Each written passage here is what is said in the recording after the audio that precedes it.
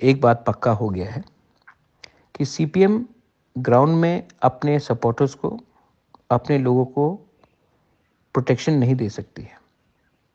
दूसरा बात क्लियर हो गया है कि जो हमारे ऊपर उंगली उठाया जाता था कि तीपरा मोथा ने वोट को डिवाइड करके बीजेपी को जिताया है, इस बार तो हमने कैंडिडेट नहीं दिया था, तब भी रिजल्ट क्या हुआ। जो लोग कांच के घर में रहते हैं उनको दूसरे के ऊपर पत्थर नहीं फेंकना चाहिए। ये अहंकार से, ना हमसे सलाह करके, ना किसी से बात करके उन्होंने अपना कैंडिडेट दिया। आज रिजल्ट सबके सामने है। Tipra Motha is fighting for a survival and existence, is fighting for a constitutional solution, is fighting for Tipra land.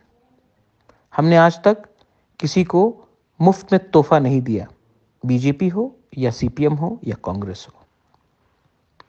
आप पूरा इंडिया में देख लीजिए, हिंदुस्तान में देख लीजिए, भारत में देख लीजिए क्या हो रहा है। केरला में कांग्रेस फाइट कर रहा है, सीपीआईएम उसके खिलाफ फाइट कर रहा है और आम आदमी पार्टी ने भी कैंडिडेट दिया है। बीजेपी तो फाइट कर रहा है लेकिन कांग्रेस के खिलाफ सीपीआईएम और आम आदमी पार्टी फाइट कर रहा है। पश्चिम बंगाल में तृणमूल फाइट कर रहा है, बीजेपी फाइट कर रहा है और सीपीआईएम ने भी कैंडिडेट दे दिया। ये सब अपने आप को इंडिया अलायंस बोलते हैं। और त्रिपुरा में मोथा ने कैंडिडेट नहीं दिया, जबकि हम इंडिया अलायंस के पार्ट भी नहीं है, तभी भी हमारे ऊपर उंगली उठाया जाता है कि ये लोग किसी और के साथ है।